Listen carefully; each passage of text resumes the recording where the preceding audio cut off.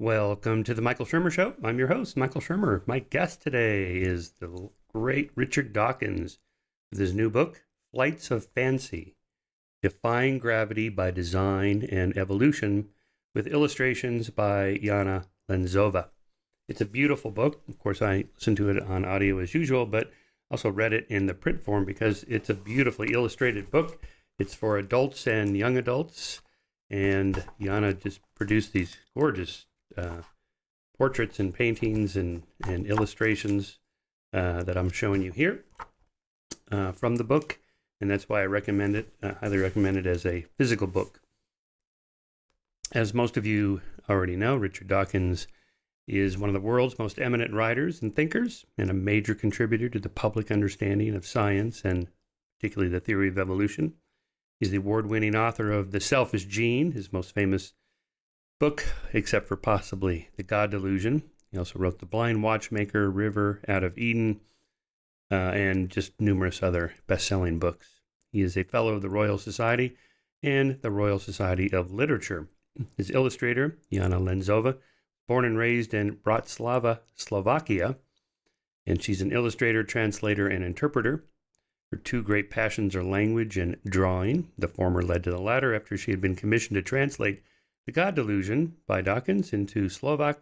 She began contributing to his books as an illustrator. So Dawkins brings us up to date on what the leading theories are for the evolution of flight. It has multiple origins.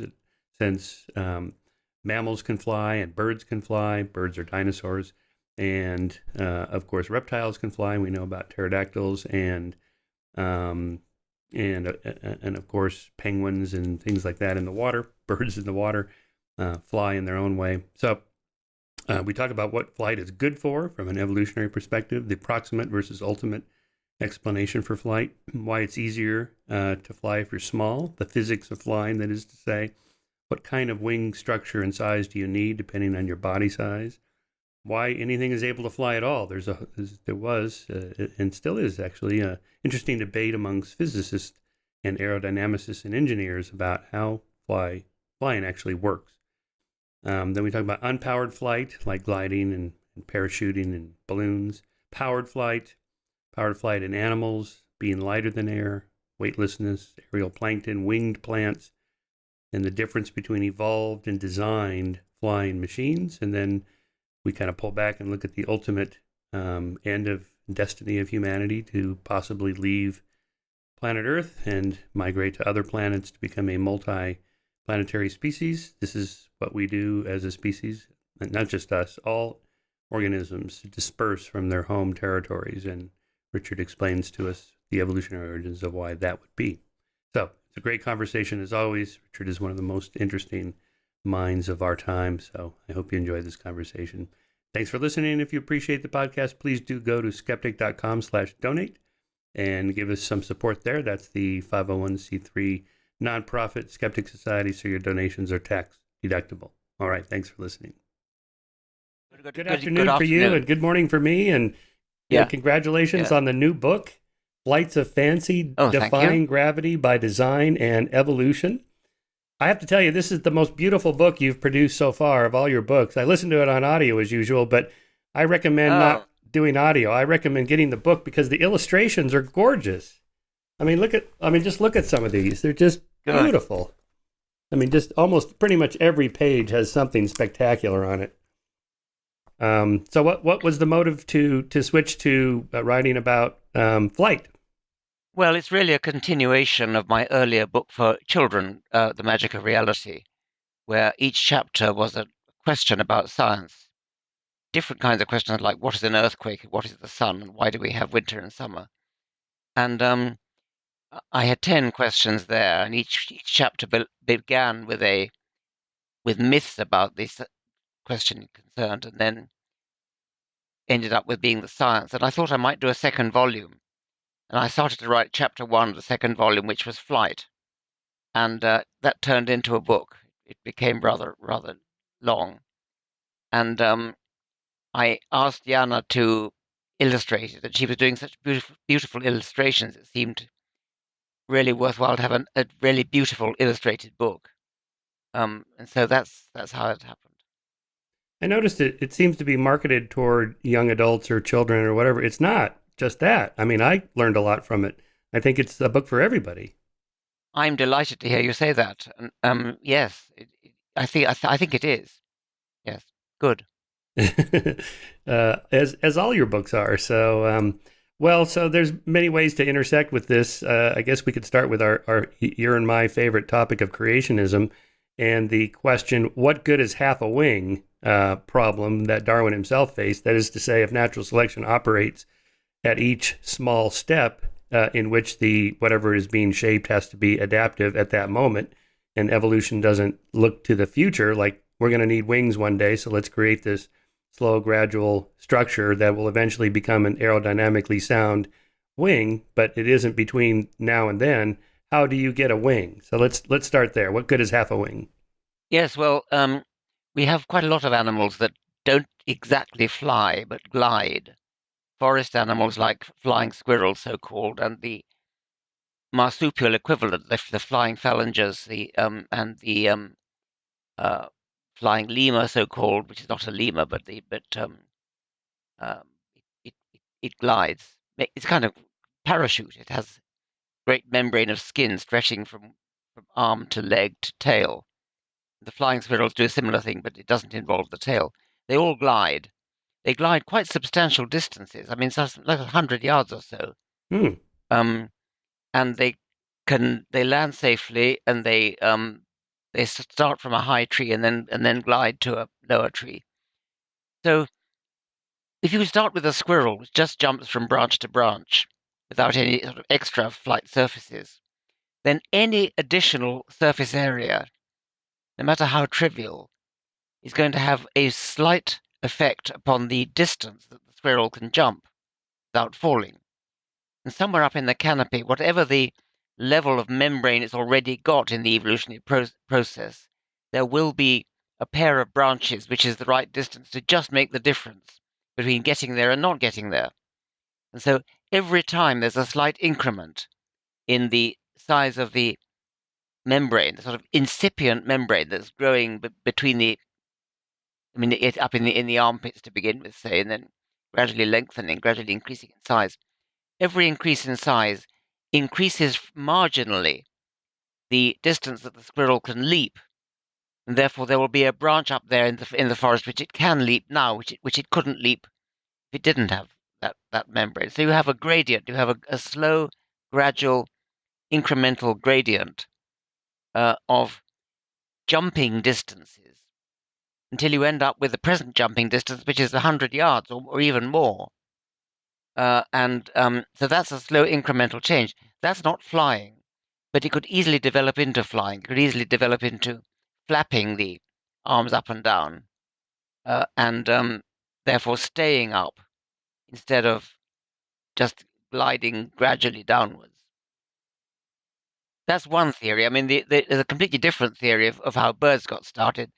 I rather like the tree leaping theory. Um, but it could be that that's how bats got started, and uh, the so-called ground up theory, where animals are on the ground and they jump on the ground, perhaps pouncing on a prey or something like that, or leaping away from a predator. Again, there's a gradient of improvement of distance you can jump, and some people favor that theory for the origin of flight in birds. Hmm.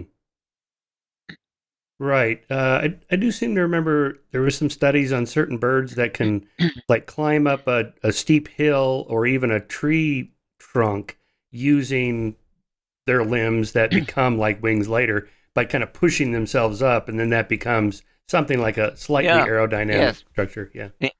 I'm going to mute myself while I clear my throat. Okay. Yeah. So, and I'll make the point that Darwin himself faced this argument. What good is half a wing? And I think he made a slightly different argument that it was something like it wasn't a poorly adopted wing. It might have been a well adopted something else, like a thermoregulating device or something like that. Yes, well, that has also been suggested. That's been suggested for insect, Hmm. the origin of insect flight. It began as a thermoregulation device, and then flight took over. Um, But you were talking about the birds that climb up a tree, flapping their wings as they do it.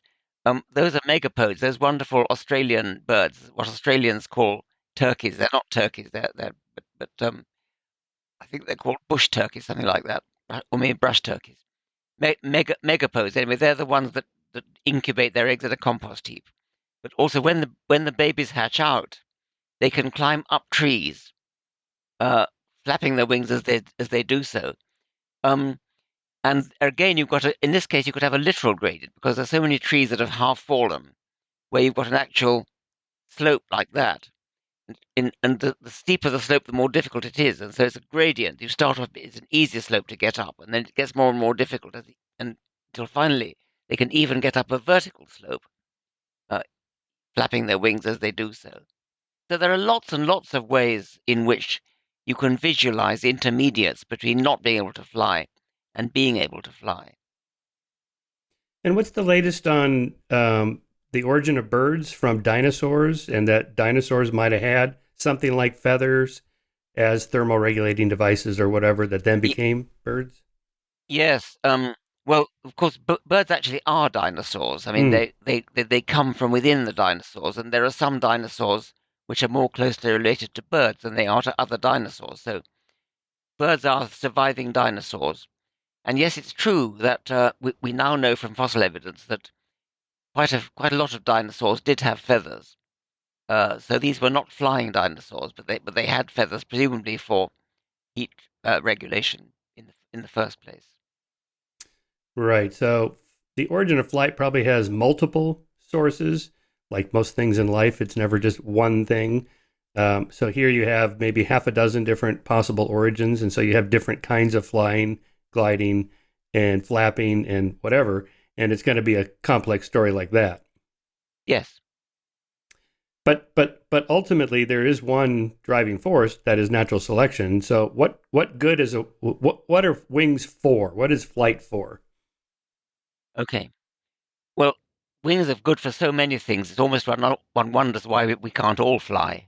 But Yeah. as against that, quite a lot of animals have actually lost the power of flight. So flight is not absolutely always a good thing. But well, animals use flight for escaping from predators, for catching prey, for searching for food, for uh, migrating long distances, um, for finding a safe place to nest, like getting up a tree where it's safe from predators. All sorts of things that animals use flight for. Um, and ants use flight as just for mating. Queen ants and male ants have wings, and they fly out of the nest and mate. And now they're crossbreeding with um, in members of the opposite sex from different nests. And then the queens settle down and bite off their wings, and then dig a hole in the ground and found a new nest, or tear off their wings. So wings are not always a wonderful thing to have, and the fact that queen ants actually bite them off is a very dramatic demonstration of that.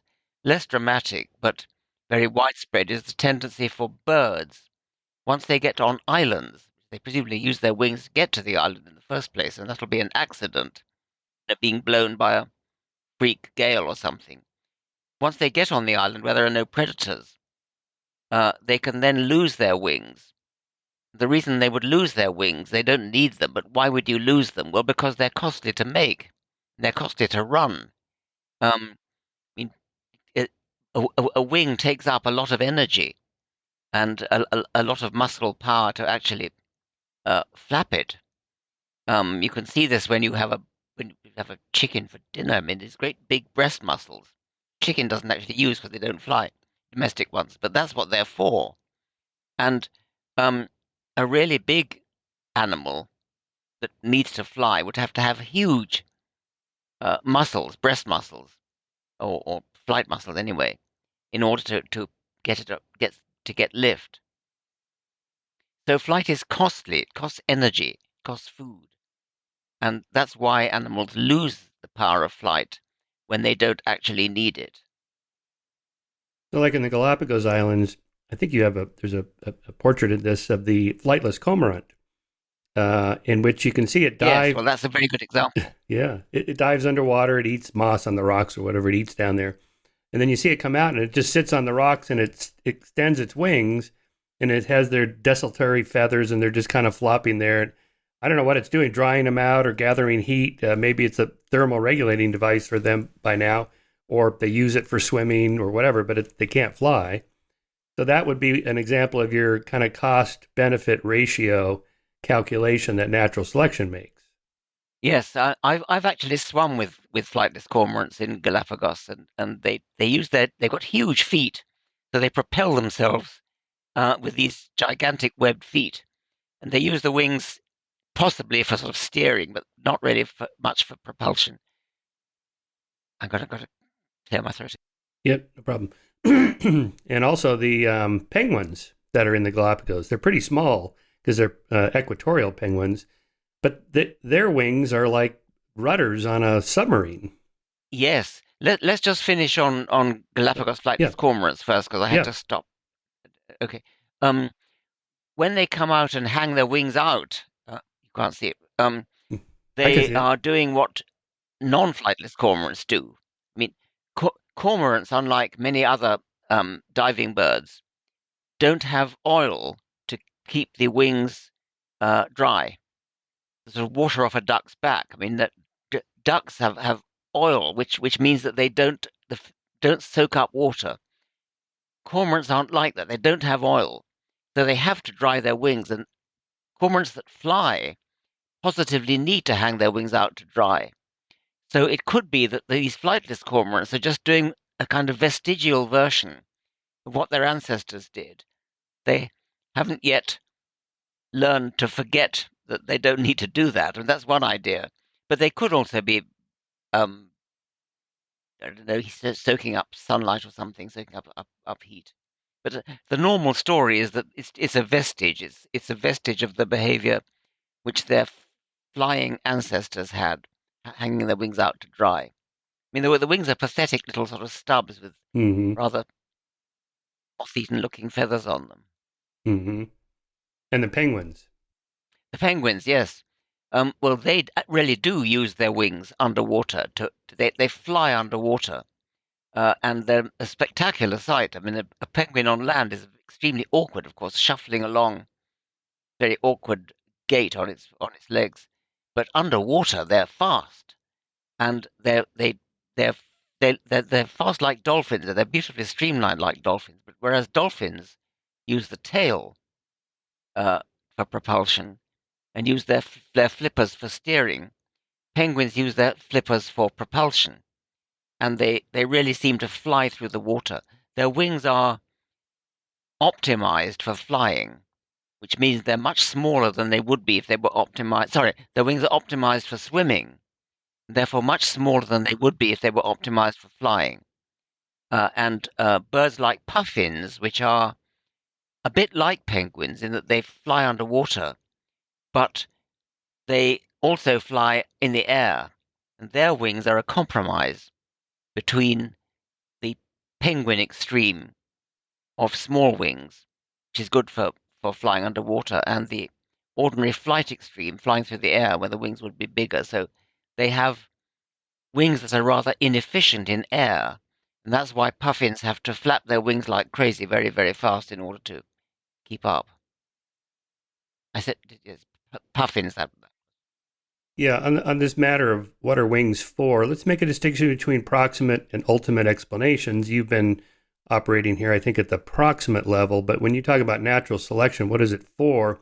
I think a lot of people, even those who accept the theory of evolution completely and not creationists at all, still misunderstand what the purpose of evolution is. It's not for the good of the species. It's not, moving in any particular direction to get to someplace.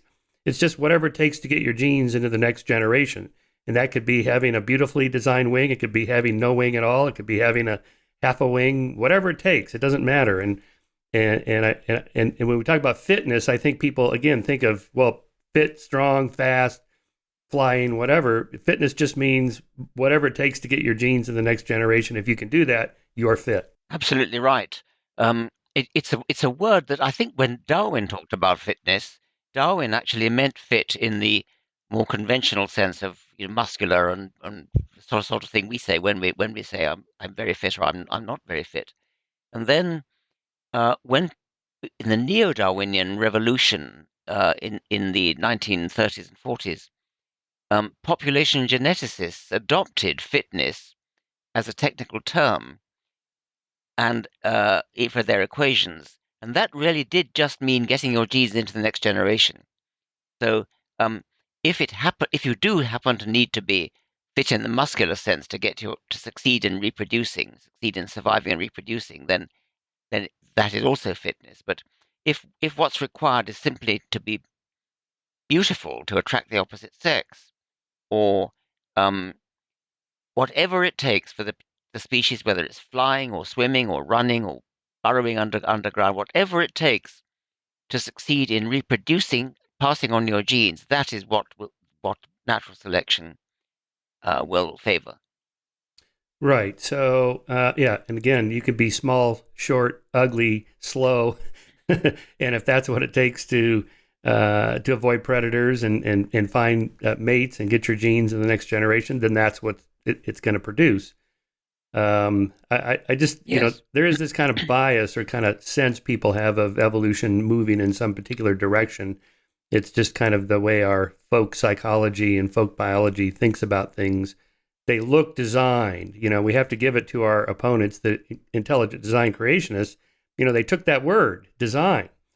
And really, Darwin's natural selection theory is a theory of design, as the point you've made many times in many of your books. Yeah. I think you use the word apparent design. Well, but natural selection wings are designed to fly. It's just that the designer is not a top-down crane. It's a Yeah. bottom-up, Yeah. process. Yes. Daniel Dennett takes me to task for saying apparent design. He really, like you, he really wants to say it is design. It's Hmm. just not designed by any conscious being. I'm going to clear my throat again. Yeah. Sorry. Right, but because we have artifacts that we design and make, again, our folk psychology then takes us into that realm in biology. Think, well, somebody must have designed the eye or designed the wing, and that was the prevailing theory until Darwin offered us a mechanism to explain how that could happen from the bottom up. Yes, that's right. And in a way, it was an astonishing thing because people were so used to the idea that something that's complicated and looks designed, they sort of felt it must be designed. Well, it must seem obvious. I think that's the only possible explanation for why it took so long for a, a Darwin to arrive on the scene. I mean, it's such a simple idea. Natural selection is just brilliantly simple. You think any fool could think of it in their armchair, but it waited till the middle of the 19th century, long after uh, Newton had done really far more difficult things. And I think the reason was that it's such a the illusion of design, as we now know, is so powerful that people even occurred to anybody that until Darwin came along, never occurred to anybody that it could possibly be anything but designed by a designer. And it was Darwin's brilliance to see that it could. I mean, Darwin took artificial selection, the fact that we humans can design pigeons and dogs and cabbages by artificially selecting the ones we breed from.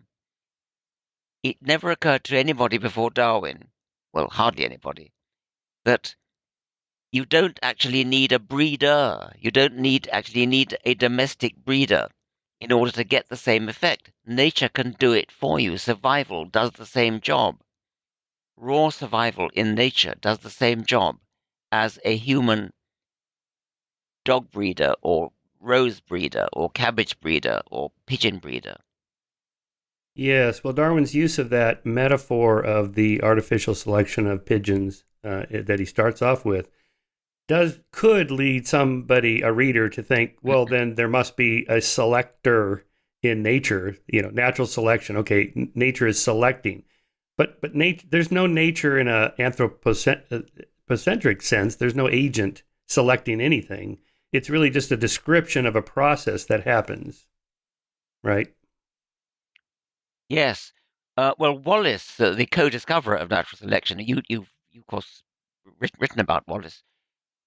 Wallace wrote to Darwin, begging him to stop talking about natural selection and to use the phrase "survival of the fittest," Herbert Spencer's phrase instead, because Wallace experienced exactly the point you're making, that people thought there had to be a selector. And he felt that Wallace felt that Darwin's phrase "natural selection" um, led people up the wrong path by making them think of a selector. I don't think it does at all. I mean, the word "natural" seems to me to do it for you. But Darwin did, in fact, adopt Wallace's suggestion and started talking about survival of the fittest as well as natural selection. He never gave up natural selection. Right, right, yes. Well, so let's talk about convergent evolution because I think so many chapters in your Flights of Fancy book are examples of this. And I have Simon Conway Morris coming on the show here. He's got another new book. He's got three Oh, books on convergent evolution. He's really pounding this horse.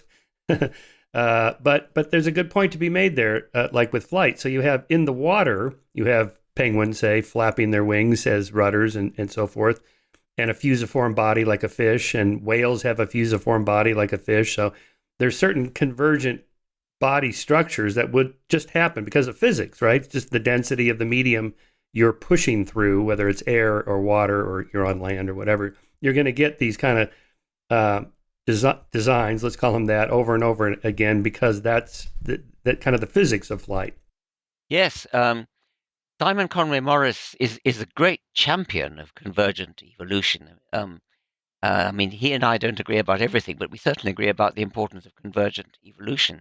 Um, in one of his books, he has three indexes in this book. I forget which book it is, and one of the books is an author index, one's a subject index, and one Yeah, is a convergence index. right. Probably the only book ever written that has this book of and it's a massive, great index. I I mean, there think are it's. I think hundreds it's. and hundreds of I, examples of I convergence. think this is the one, the runes of evolution. It might be that one.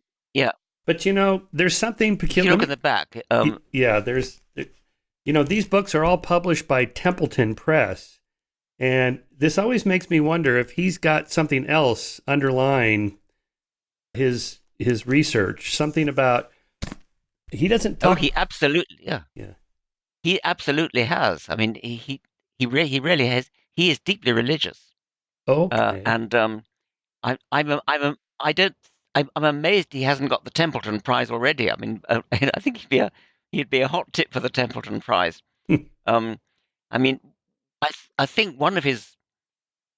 No, I mustn't put words into his mouth. You're going to be talking to him. But he certainly is very, very religious. Yes, but what would the argument from convergent evolution be to arrive at the need for a deity to explain the complexity of life or whatever it is trying to do? You don't have to explain him. What would the argument be in general? Well, uh, I don't think there is an argument. I mean, I think quite the contrary. I think that it's a powerful argument for natural selection, which of course he uses it. I mean, he certainly believes in natural selection. I think. I mean, one of the points he makes is that um, humanoids anyway. I mean, creatures very like us, if not exactly inevitable, were almost inevitable. I mean, that somehow evolution, we're not allowed to say it aims at humans, but that kind of may be part of his motivation, that he actually believes that if there's life elsewhere in the universe, there will be human life, which is contrary to what most other people think. I'm probably the nearest to him in uh, my enthusiasm for the power of convergent evolution, the power of natural selection to produce an end product if that's what physics demands. And he makes such a powerful case for convergence, for example, in the case of the evolution of the insect body plan. Um, he makes the point that different aspects of the insect body plan have evolved over and over again. And so you could almost predict that if we go to another planet where there is life at all, there will be insects, there will be mammals, there will be humans, well, at least they'll be sort of bipedal, um, big brained creatures with fingers and hands that make tools, that kind of thing. Right. This gets to that group. And so God, I suppose, Yeah. Well, but the interesting point is he comes to the conclusion at the end of his several of his books that we are alone in the cosmos. That despite convergent evolution, this has not happened. At least human level intelligence and sentience and consciousness, which is kind of a weird conclusion to but draw. if there is life, yeah, Yeah. yeah. I mean, But by I think he thinks that if there is life, it would be human life, or rather, there will be human life.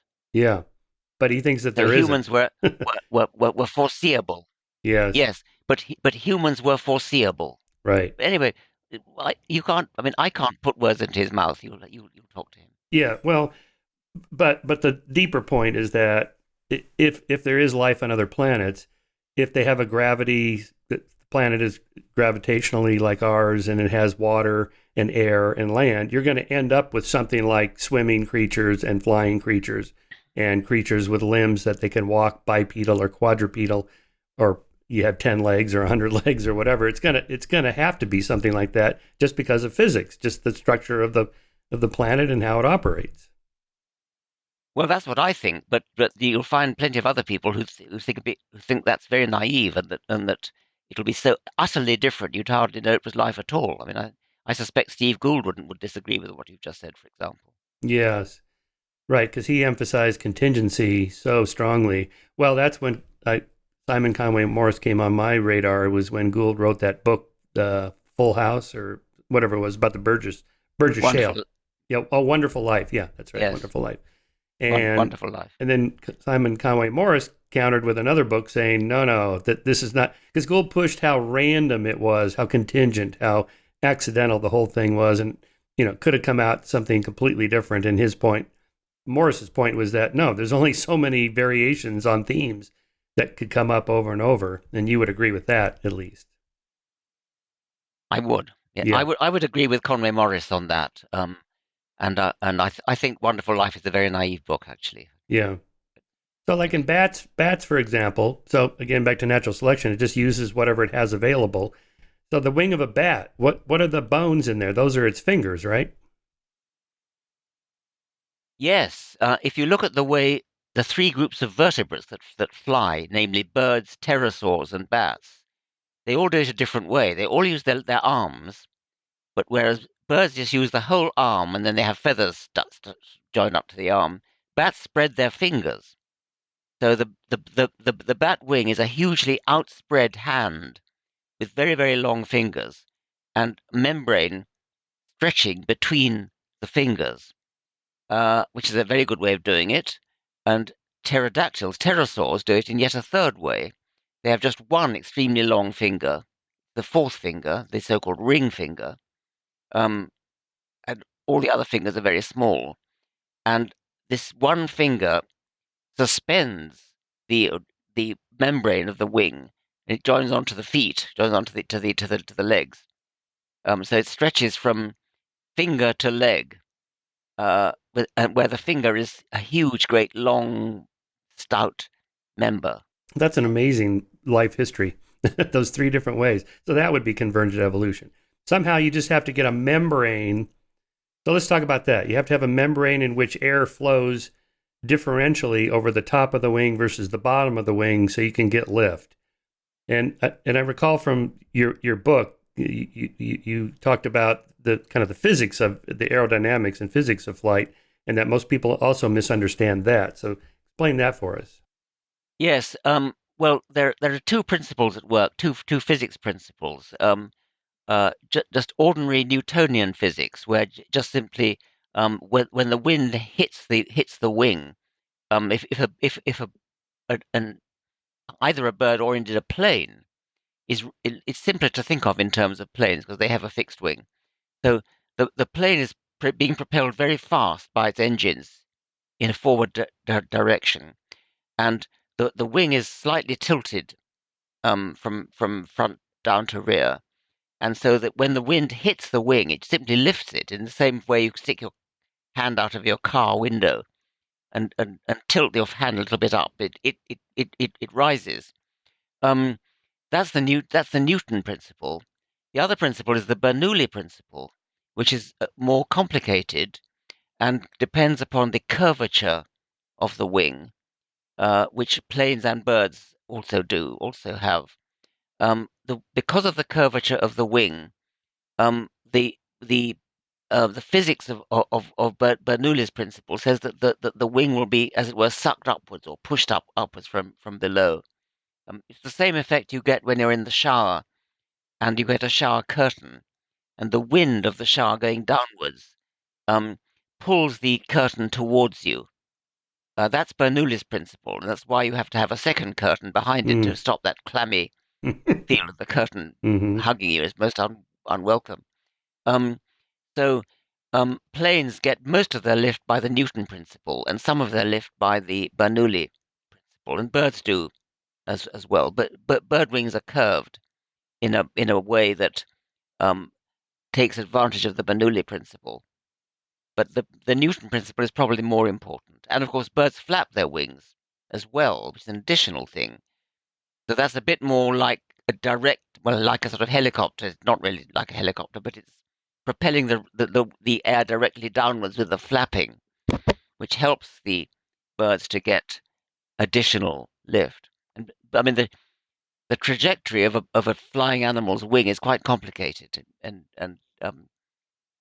uh, hummingbirds, for example, do a sort of almost a figure of eight kind of sculling movement with the wing, which enables them to hover and even fly backwards.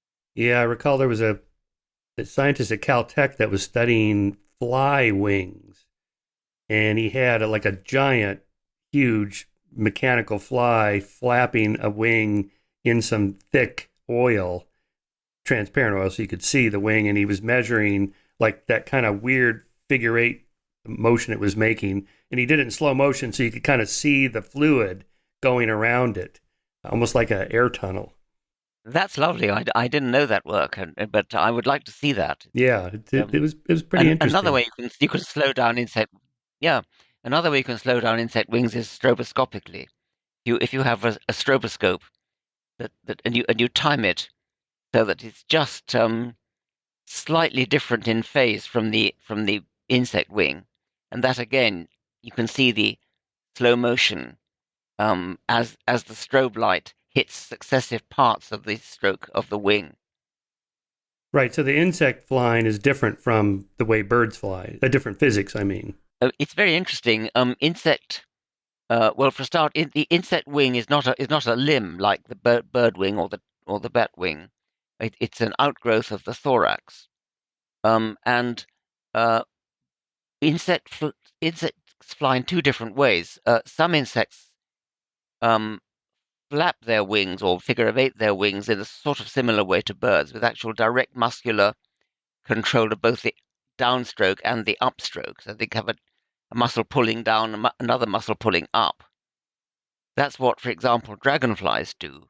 But many insects, such as bees, wasps, and flies, um, have a kind of flight motor which just vibrates. The flight muscle just oscillates at a fixed frequency. And all that the animal can do in controlling it, exaggeration, but approximately what it does is to switch the engine on or switch the engine off. And once the engine's switched on, it just buzzes away at the fixed frequency, which is determined by the resonant frequency of the wing. Um, and it that it to the extent that it does vary, it's not it doesn't vary by the animal controlling the rate at which the muscle vibrates. So that's an interesting difference between insects and vertebrate flyers. Wasn't there a physicist? I'm trying to remember who that was in like the 1890s that said, flight was impossible and bees shouldn't even be able to fly because of the Yes, physics of it. I forget. Was that Kelvin, Lord yes, Kelvin, that's somebody? right. Yes, and Kelvin, yes, Lord Kelvin, I think said heavier than air flight is impossible. So, in other words, planes are impossible. Um, I forget who it was said that it was impossible for Bumblebee. Well, he couldn't understand how bumblebees fly. I mean, they clearly do fly, but according to him, the physics prohibited them from flying. Um, Right. and yeah, a lot of egg on faces. I mean, we was very careful predicting what's going to happen because it very often turns out to be wrong. Right. Well, let's talk about powered flight because, yeah, I think it was just a few years later, 1903, the Wright brothers managed to achieve this. Bicycle mechanics, by the way, they knew how to tinker with structures like Yes. that, and creating those kinds of wings. But as Matt Ridley points out, no invention in the history of humanity has ever not had predecessors. Just incremental steps that everybody builds on everybody else's ideas, and that's the case with the Wright brothers. There were quite a few people where they're not tinkering with different kinds of aerodynamic structures, how it should be folded or flapped or bent or curved, and there were a lot of glider experiments in the 1890s and just before the Wright brothers. Yes, the Wright brothers themselves were expert gliders. They did a lot of experimenting with gliders, and so they had, in a way, they had the aerodynamics already worked out, and then all they had to do was add an engine. And they had a mechanic in their bicycle shop who was very good, and he built an engine um, to to to to drive it. It had a rear pointing propeller, quite a big propeller pointing backwards, driven by this engine. Um, Internal combustion engine, petrol engine. Um, and so, in a way, it was just a sort of add on to a glider they'd already worked out. And so, their control of the wing, they had this system called wing warping, which we don't have anymore, but they actually pulled strings to actually change the shape of the wing. That was their way of steering, rather than having ailerons like modern planes do. There was a lot of jealousy. A lot of people, as you rightly said, were trying to develop flight at the same time, and the Wright brothers were not taken seriously because they were just, as you said, they were just bicycle mechanics, and so they were not treated very well actually by the sort of establishment. Eventually, they were recognized as the first people to develop powered flight. Plenty of people had flown before in balloons, of course, but powered flight was the Wright brothers. Right. Yes. And earliest news reports. Let's see. That was December. I think it was December 17th, 1903 was the first flight. I think it was a couple years before the general public accepted it. They thought of it as something like fake news. Today we'd call fake news. That just could not possibly be. And and there was no television to show it. Here it is. There's that one still photograph, and there they are. It's aloft for what, 10 seconds? I think it went like 100 meters, something like that. Not much, Yeah, but it wasn't many years later before we had full duck by wings and then fixed wings and then helicopters and then now we have an even human powered flight. By the way, I loved your chapter or the section on Paul McCready and the Gossamer Albatross, and I don't know how much of that backstory but he founded a company called Aero Environment, and he was really struggling between making his payments for the keeping the company afloat and making his house payment. And there was this Kramer Prize, this British industrialist Kramer, who put up, I forget what it was, 75,000 pounds, something like that, for the first person that could do a figure eight with a human powered airplane. And then the second prize, which was more than that, like double that, crossing the English Channel. And Paul always said that was his motivation. I needed the money. So as an incentive, sometimes yes, prize money makes a difference. But that's such a great story because Paul was a glider. He flew gliders, and he said, because he studied evolution and he read your books and so on, he said, well, I just should look at birds because they're already doing it. We should build a human powered vehicle like a bird, just massive wings, and keep the motor as light as possible. So he found the skinniest, lightest weight road cyclist that he could, Brian Allen, and I had met him when I was a cyclist, and somebody like me, kind of short and stocky, would not do. You need a really skinny cyclist because you got to keep the weight down. And anyway, that's how that came about, and he managed to achieve that barely. And you have the section in there where you talk about he wasn't going to make it, and he started to lower down, and he was about to touch the water just before maybe a couple hundred meters from the shore across the English Channel. And the other story about that Paul liked to tell was that they launched the little boat to go get him. Like, we got to pluck him out of the water so he doesn't drown, and so on. And then he hit the ground effect. There's like, apparently when a jet comes down to land on at an airport, there's a kind of a thicker air right next to the ground, so you get this little poof like that. And that's what he did. He hit the ground effect, had the ground effect or whatever, and he was able to keep going that last couple hundred meters to the shore. He was about to bail, and he thought, wait a minute, I think I can make it, because now I'm getting a little tiny bit of extra lift from the ground effect. Am I right, Michael, that you introduced me to Paul McCready? Yes. I did meet him, and I think somebody, it could have been you. Um, who was that guy who uh, I think you also mentioned him. He was a amateur magician, who was, I think, a friend of Paul McCready. Never mind, it won't come. I think he was a, You don't mean the Al Seckel character, do you? yes, exactly. Yeah, Yeah, I think it okay. was he who introduced me to Paul McCready. Yeah, the connection with McCready And and the skeptics is that.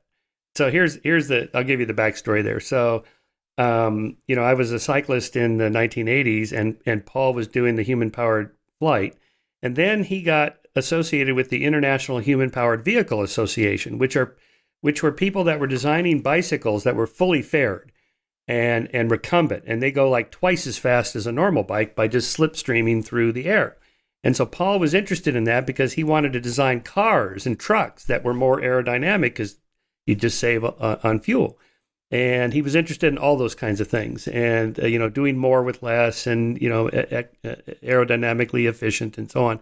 And so that's where I met him, through the International Human Powered Vehicle Association. And the normal cycling associations wouldn't recognize these fully fared bikes as bicycles. Those aren't bikes. And and so a fully fared bike can cruise along at like 35, 40 miles an hour, whereas you're lucky if you can go 25 for very long at all on a normal bike, just because of the air. And anyway, so one day he just calls me out of the blue on a Sunday morning and says, there's this Caltech lecture series that the skeptics are putting on. I'm like, what's the skeptics? And so I ended up going to that. And then that local Southern California skeptics group, run by this guy, Al Seckel, folded in 1990.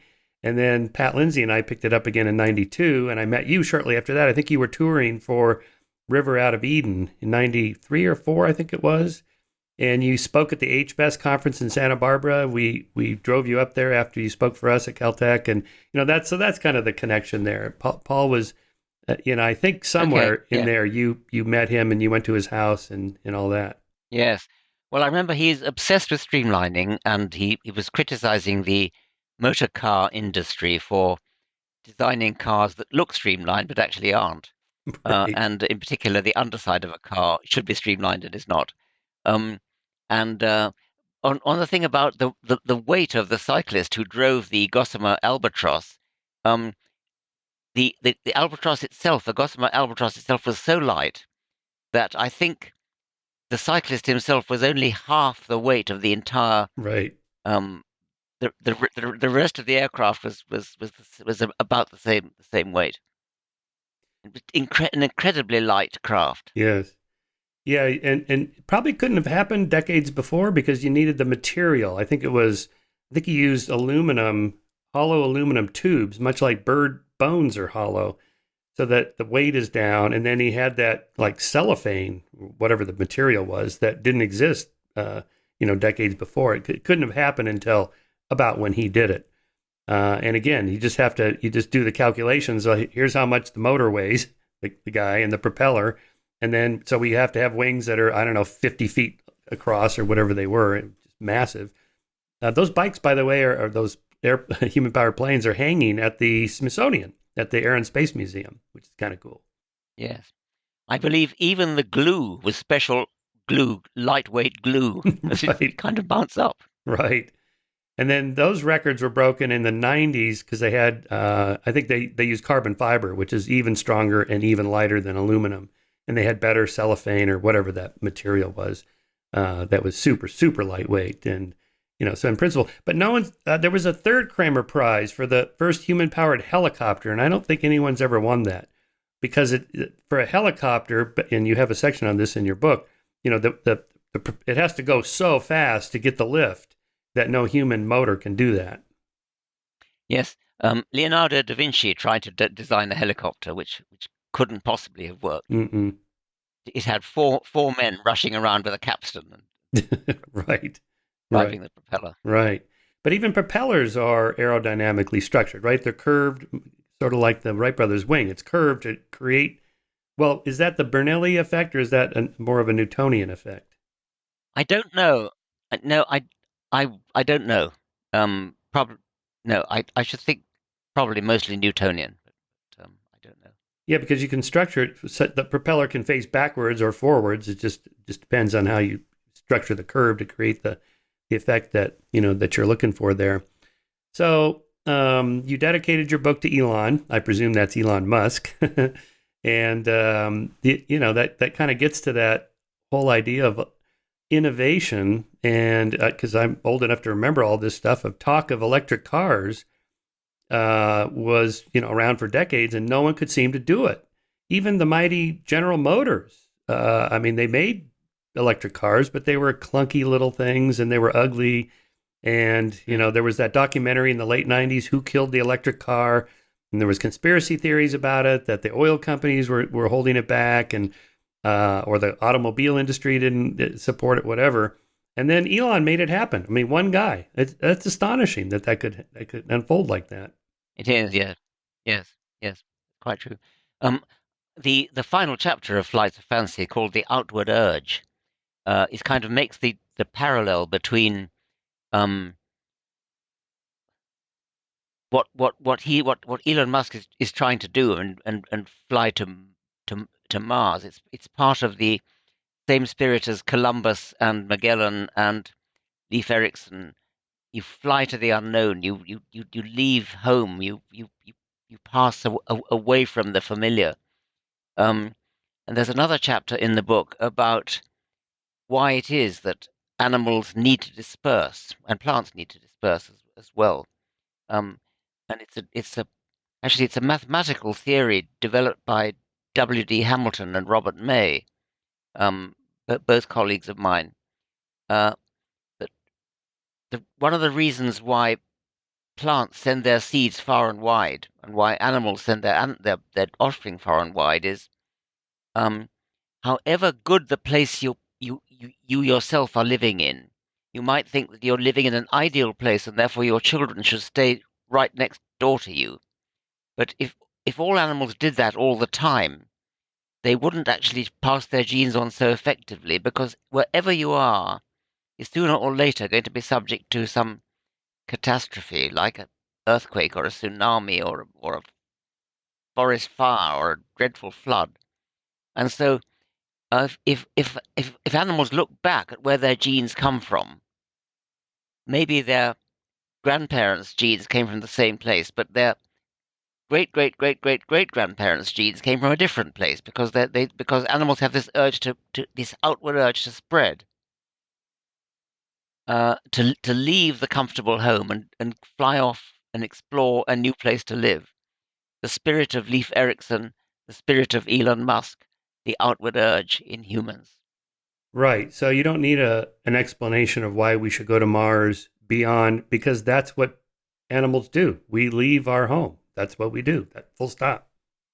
Well, I'm not saying that. I'm not saying that's his motive. I mean, it kind of is, because one of his things is that this planet might actually eventually be destroyed.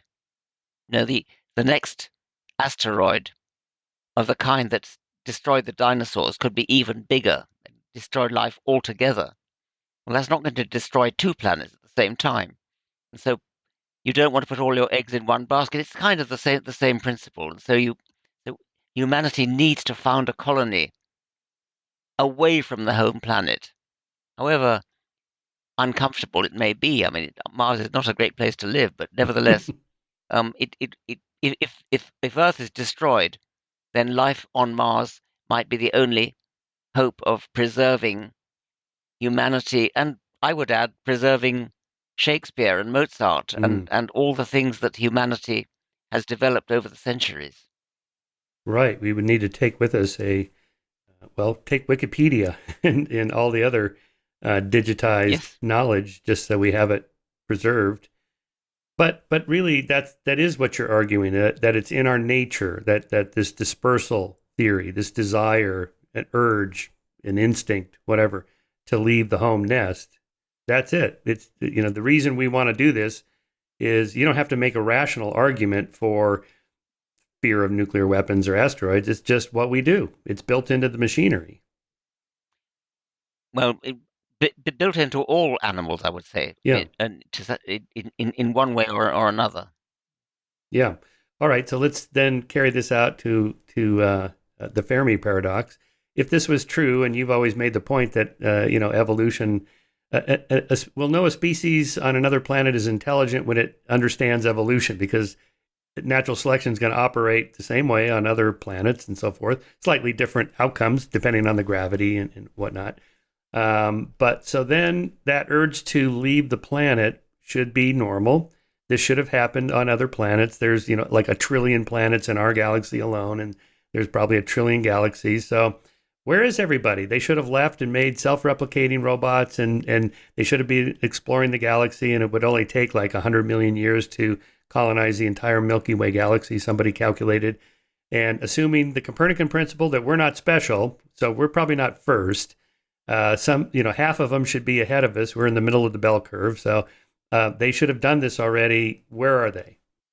I suspect that if we ever do encounter them, it'll be by radio rather than by actual bodily contact. I mean, the um, bodily contact is so slow, and travel is so slow, and you have to sort of make a beeline for Earth in order for them to get here. But um, radio or electromagnetic radiation going out in all directions as an ever expanding sphere, provided there's enough energy to send it off in the first place, um, is not. It doesn't have to be aimed at us.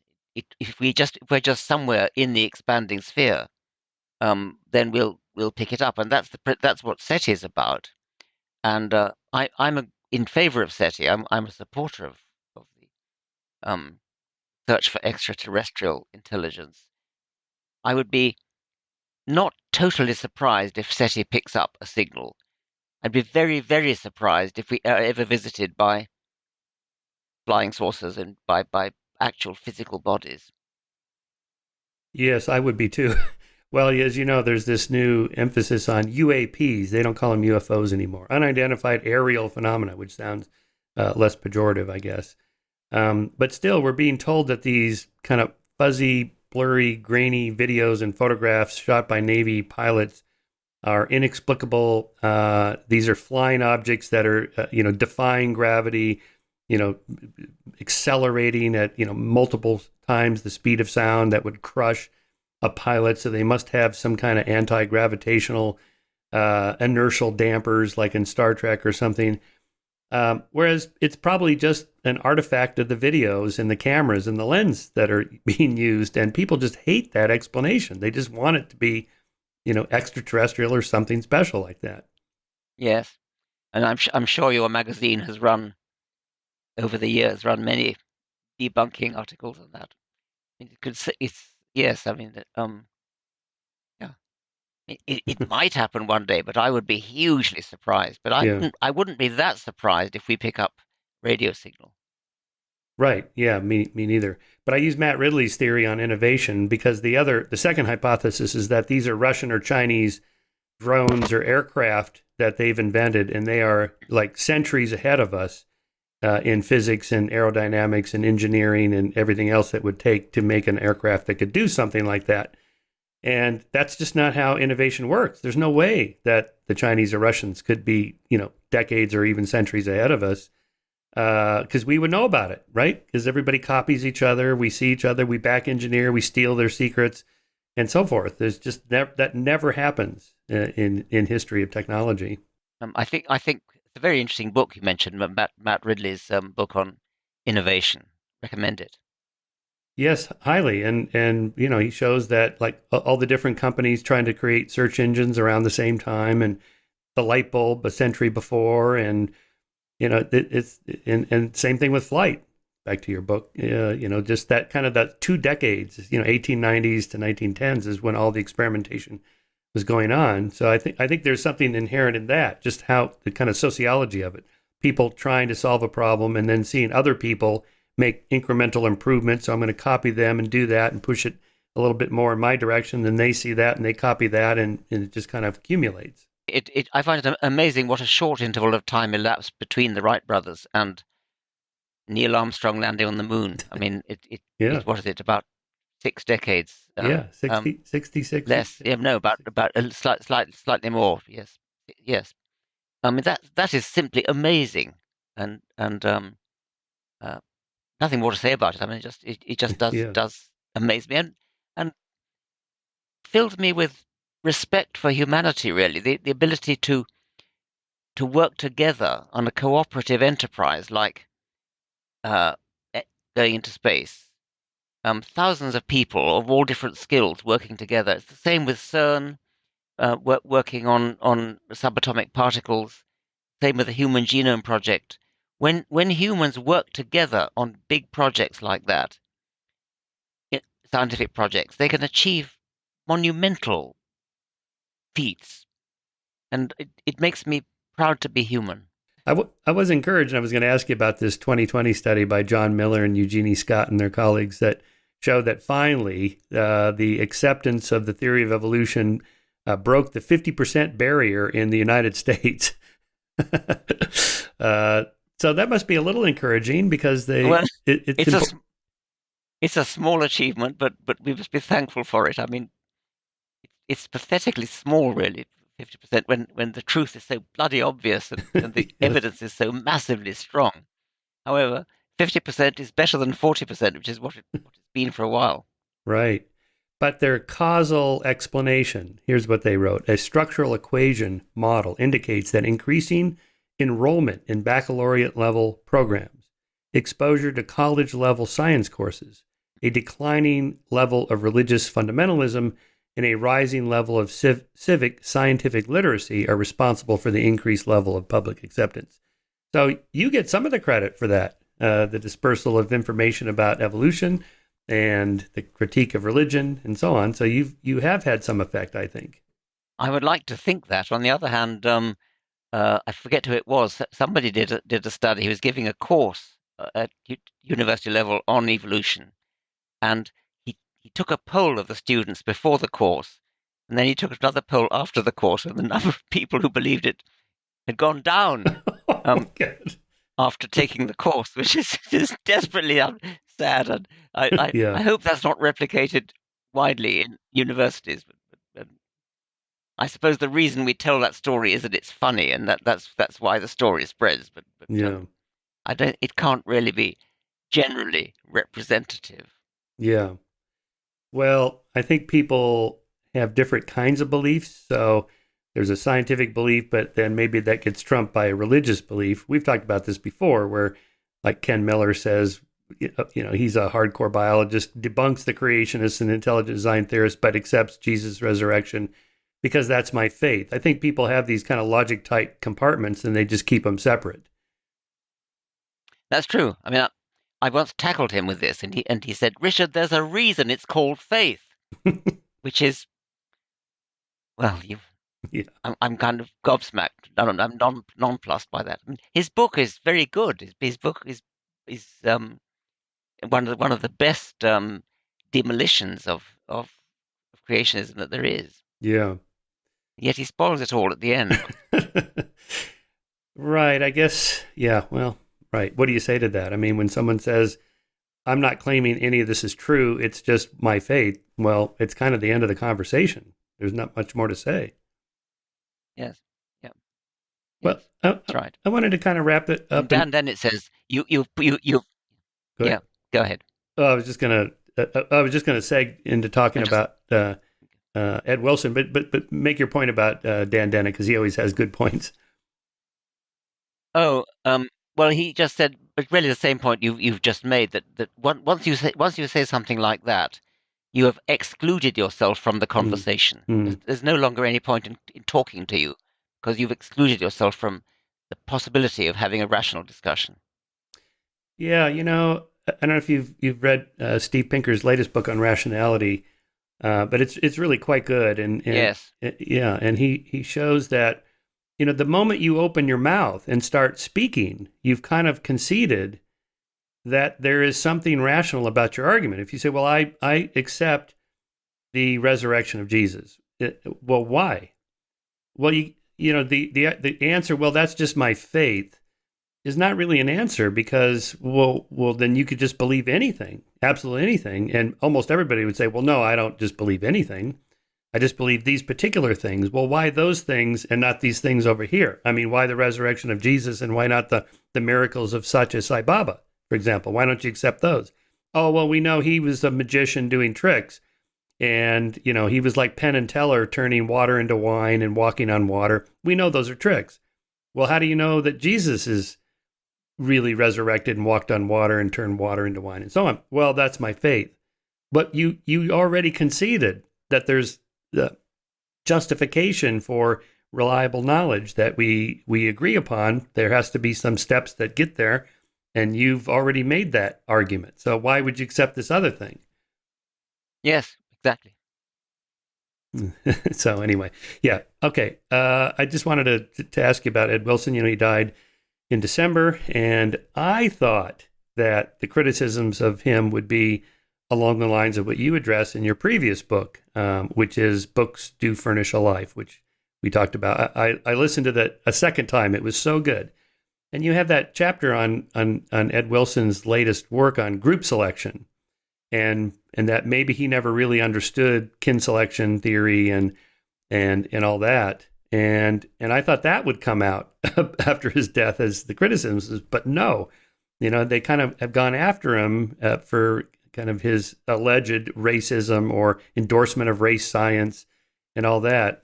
Did you have? I just wonder if you have any thoughts on the legacy of Ed Wilson and why he's been attacked in that direction.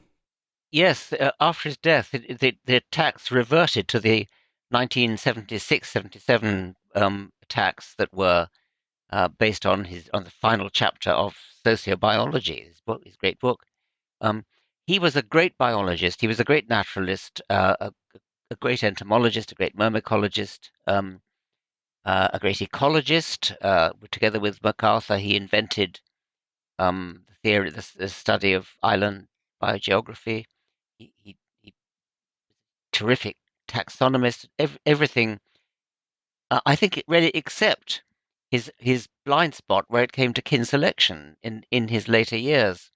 And uh, I'm just one of many people who have criticized that aspect of what he did rather vehemently, I have to confess.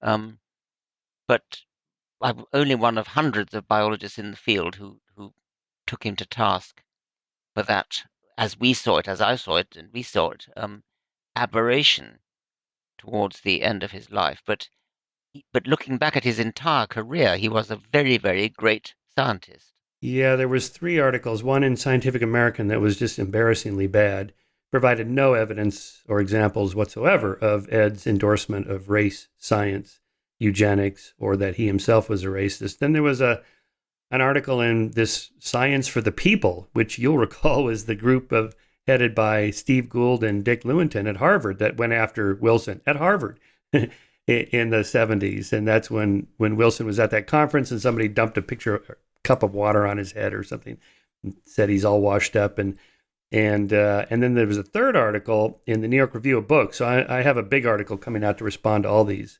because they've gone off after him, I think, incorrectly. They found this tranche of letters. Ed donated his entire archives to the Library of Congress. So you can get copies of these letters. I have them. Between him and J. Philippe Rushton, I don't know if you probably remember Rushton. He was the Canadian Yeah, I psychologist. do. Yeah. Yeah.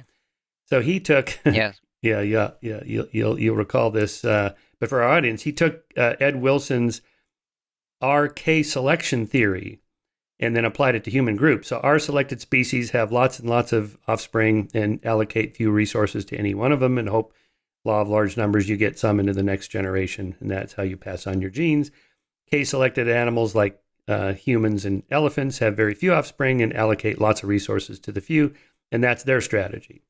And I think that theory is held up pretty well, right? For different species. Yes, it's inevitable, I think. Yes. Yeah. I think that correspondence with J. Philippe Rushton is not really taking a stance in favor of what Rushton believed. I think it was rather that Ed Wilson sympathized with anybody who was getting stick from uh, fellow academics because of what he believed. You don't have to actually agree with somebody. I don't think Ed would have agreed with Rushton, but I think he sympathized with anybody who couldn't get his work published because it was politically unrespectable. I think that's probably his motivation. But you've obviously looked into it this more than I have, so I shouldn't really pronounce on that. No, that's the sense I got from reading the correspondence. He mainly was sympathetic because he's just on the heels of himself being attacked. I mean, in Ed's autobiography, he complains, why did Gould and Lewontin go to the New York Review of Books to attack me? They could have just come upstairs to my office. I'm one floor above them, and we could have just had a conversation. And instead, they want to turn it into this public battle. And that frustrated him. And of course, he felt the sting of that. No one likes to be attacked like that, especially being called a eugenicist or a racist. It's even worse now. And so I think he felt some sympathy. That's the sense I got. You stand strong now. These letters are pretty supportive. Like he even wrote the dean that was going to go after him at University of Toronto. I think it was. Maybe it was McGill. Anyway, no, it was University of Toronto. And that his work, his research is good research. There's nothing wrong with it. I don't necessarily agree with it, but he's doing good research. Shouldn't be fired for this. But that does kind of bring up this larger subject of, are there any topics that should be taboo, like race differences in IQ or any of that kind of stuff? That what is your sense about that? Should scientists be free to study anything they want? I've often thought about that. And I think the motivation of somebody like Rushton who wanted to study race differences is a bit suspect. I sort of can't really imagine why you'd want to do that. It doesn't seem to me to be likely to lead to anything positive or fruitful or interesting. So, but I mean, Christopher Hitchens went so far as to defend that historian, I think David Irving, yeah. who was a Holocaust denier. And I mean, Christopher Hitchens' view was freedom of speech is sacred, and you should be allowed to. You shouldn't be shut up. People shouldn't just suppress you. Like I think David Irving, if I got that right, is actually he may even have been arrested in Austria that's because right. he's a Holocaust denier. And so I think Christopher Hitchens, I don't think he probably didn't know about J. Philippe Rushton, but if he had, he might well have defended him on free speech grounds rather than he certainly would not have agreed with him about his race science, but he might have defended him on free speech grounds. And my suspicion is that's probably what Ed Wilson was doing. Yeah, that is my sense for sure. And quite by chance, I'll tell you this story because it's a funny story. I had on my podcast a guy named Nick Pope, who's a big UFO guy. So we had an interesting conversation about UAPs and UFOs and all that. Anyway, after the show, we're just chit-chatting, and he says, well, you should have my wife on your show because she's being attacked at the university where she teaches, San Jose State University in California.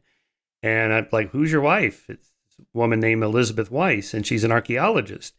And she's been opposing this repatriation movement. I don't know if you're familiar with this, but Native American tribes, particularly in California, Oregon, and Washington, are demanding that fossils be returned to them, their rightful owners, they claim, of these are Paleo-Indian fossils from like 5,000 years ago to 10,000 years ago, and to be reburied and kind of a sacred ceremony and so forth, and it's not right for scientists to be hanging on to these. They don't own them. And then further, it's kind of a Native American creationism that the evolutionists' idea that humans migrated across the Bering Strait and down the ice corridor and all that stuff, ice-free corridor, or they took boats or whatever, they migrated down North America to South America.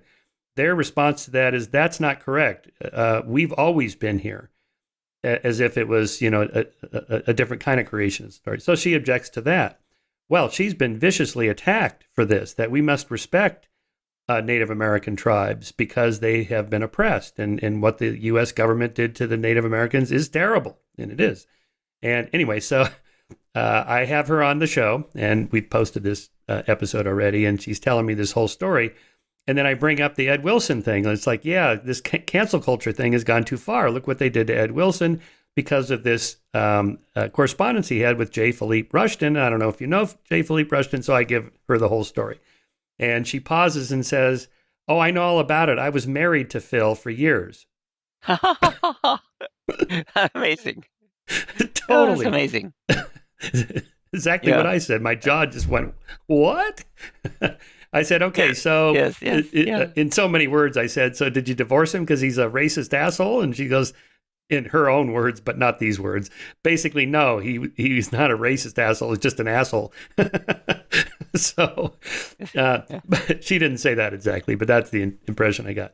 But her interpretation was that Phil was a contrarian.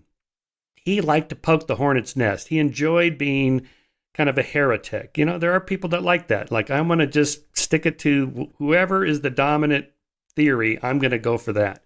And then the more you told him, you can't research that. That is taboo. Then he just dug his heels in and said, in that case, I'm really going to go after that theory. And that was probably the motivation, she thinks. Well, that's interesting. And she ought to know. I mean, it sounds as that sounds as valuable testimony. By the way, there's something similar going on in New Zealand. You may have read. There's a movement to introduce Maori culture and Maori science into New Zealand science education, and which includes Maori creation myths as sort of having equal status to scientific ideas on the origin of the universe and life and things. And I've been a bit peripherally involved in this. Jerry Coyne put me onto this. There's been a couple of about half a dozen New Zealand scientists wrote a letter to a magazine in New Zealand deploring this, and they got a lot of stick. And two of them were fellows of the New Zealand Royal Society, the Scientific Academy of New Zealand, and were threatened with investigation and possible expulsion. I think they were not expelled, but they were threatened because of this, because they objected to the. It sounds a very similar thing to what you were talking about Native Americans. The fact that they were appallingly treated means that somehow you've got to take seriously their creation myths as though they represent something of equal standing to scientific truth. Right.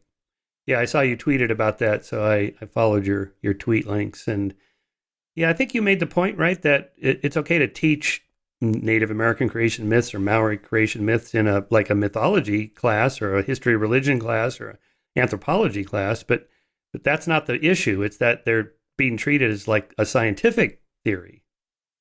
Exactly. Yeah. Yes. Well, I had one more point to make about that whole business. Oh, I know. I was going to make. James Flynn, the New Zealand psychologist who has the eponymous Flynn effect. He discovered that IQ scores are going up about 3 points every decade. Well, he makes the point that he wouldn't have discovered that had people not been researching group differences in IQ. That he got interested in, and this was even before Murray and Herrnstein, I think, with the bell curve. I think it was back in the Shockley days, where he started looking at this. Well, what is the science behind this research on racial group differences and IQ scores?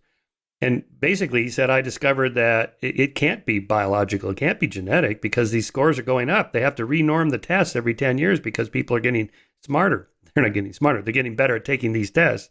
And therefore, this can't be some eugenical thing. Evolution, it can't have anything to do with it. And he said, I wouldn't have discovered that had that research not been published. So just publish whatever, and then let's just see where it goes. Yeah. I think the Flynn effect is very puzzling. I mean, I once met James Flynn. His son happens to be a colleague of mine at Oxford, and he came to dinner. I asked him what his explanation for it was, and he really, I mean, seemed to be a complex mixture of things. He didn't seem to have any one simple explanation for why the measured IQ scores should be going up decade by decade. Um, as you say, he certainly doesn't think it's not a genetic effect. And it may be wrong to say they're even getting smarter, but just somehow maybe getting more used to the idea of what these tests mean and how you what you're supposed to do when you take them, that kind of thing. I mean, some people, for example, when they're given a puzzle to solve, a problem to solve, which is couched in human terms, they don't realize that they're supposed to be solving the puzzle, and the human story is just a kind of dressing. Uh, um, you should be going straight to the underlying logic of the problem. They think it's a human story, and they give a human answer. And maybe it's something like that people have to learn from experience, that that's what these tests are out to measure, rather than putting you in the position, what would I do if I were a human in this situation, kind Hmm. of thing. Yeah, Flynn makes the point that, well, his discovery is that it's on the abstract reasoning portions of the IQ test, not the ones you can study for memorizing vocabulary words or boning up on your geometry or whatever. That it's the, kind of thought experiments that require abstract reasoning. So the last explanation I saw from him was that it's that we've shifted from an agricultural to an industrial to an information culture, and that people just all the boats are rising on the tide of abstract reasoning because information processing requires more abstract reasoning rather than, say, most people living in agricultural society or an industrial society, something like that. Okay, I get that. I mean, I think that's could be one of several influences, perhaps. And maybe nutrition, I mean, food has gotten better or fewer people are starving. I don't know. I mean, there could be, like most human things, there's not Well, one that variable. yes, exactly. I mean, I think that's probably the explanation for why people are getting taller. I mean, the I mean that's on roughly the same time scale of Right. it's very quick decade to time scale. Right, right. Oh, and the other point you made, I was going to respond with, Pinker analyzes this in Rationality. That is this debate between, say, someone like Dan Kahneman, who thinks that humans are kind of hopelessly irrational, and we're just packed in our cognition with all these biases: confirmation bias, hindsight bias, my side bias, and so on. There's like 200 of them, and that we just cannot reason our way to solve these problems. And then Gert Gingerenzer, the German cognitive psychologist, who says, no, if you reconfigure those logic puzzles in more human terms, then people actually can solve them pretty well. So that's kind of Tooby and Cosmides' ecological cognition. That's not the phrase they use, but it's like if you phrase problems to be solved in terms of what we were evolved to do, like interact with other people, rather than symbolic puzzles, if P, then Q, if Yes, not P, yeah, then not Q, and people are like, what? I don't even know what you're talking about. But if you put people in those slots and say, okay, somebody might be deceiving, or you're a bouncer at a bar and you have to decide which people you're going to card, people are really good at figuring this out. Well, if he's drinking beer, I'm going to card him. well they are.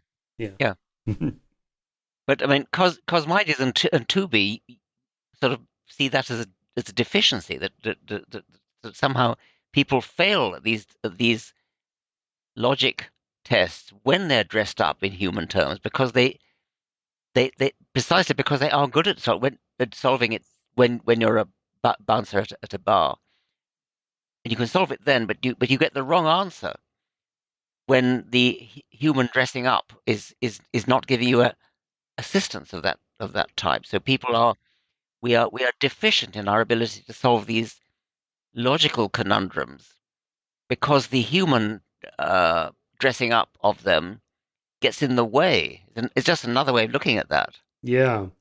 Yeah, Kahneman has this thought experiment about there's a student who's applied for your graduate program at your university, and then there's like a paragraph description of this guy, John W. or whatever his name is, and he's kind of dry, and he has a droll sense of humor, and he likes puns, and he's not very interested in art and music, and just goes on and on like this, like he's kind of a nerd.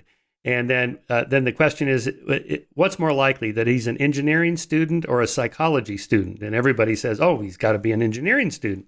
And Kahneman's point is, yeah, but the base rate is that there's way, way more psychology students than engineering students. And if you just said X is applying, and which program do you think he's going to be in? Well, it's more likely to be psychology.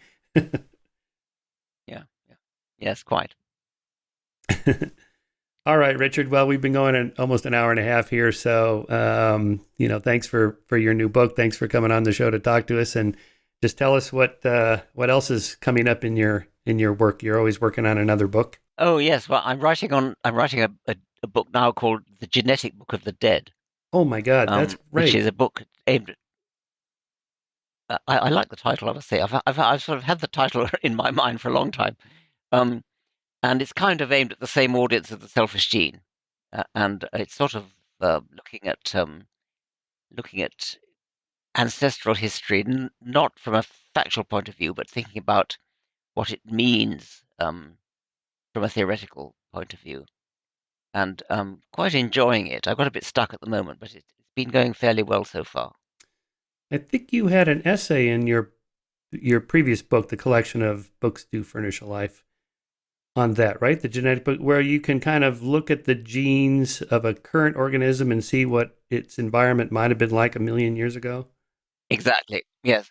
I have written about it before. There's a chapter in Unweaving the Rainbow, I think, called The Genetic Book of the Dead.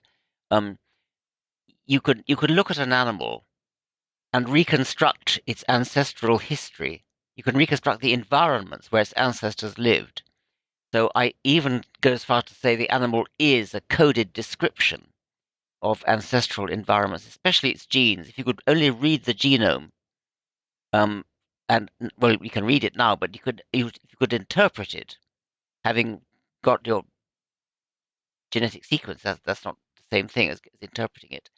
You can actually say, okay, this animal has a description of ancient seas or ancient deserts written into its genes, and another description. It's a palimpsest of descriptions overlying earlier descriptions, and more recent ones overlying that. Oh my God, I love that analogy. A palimpsest. That's right. That's perfect. Wow, that's great. I'm glad you're doing that. That's a perfect kind of end cap to your selfish gene. But don't stop. We need you to keep Yes, going. fine. Thanks, Mike. Okay.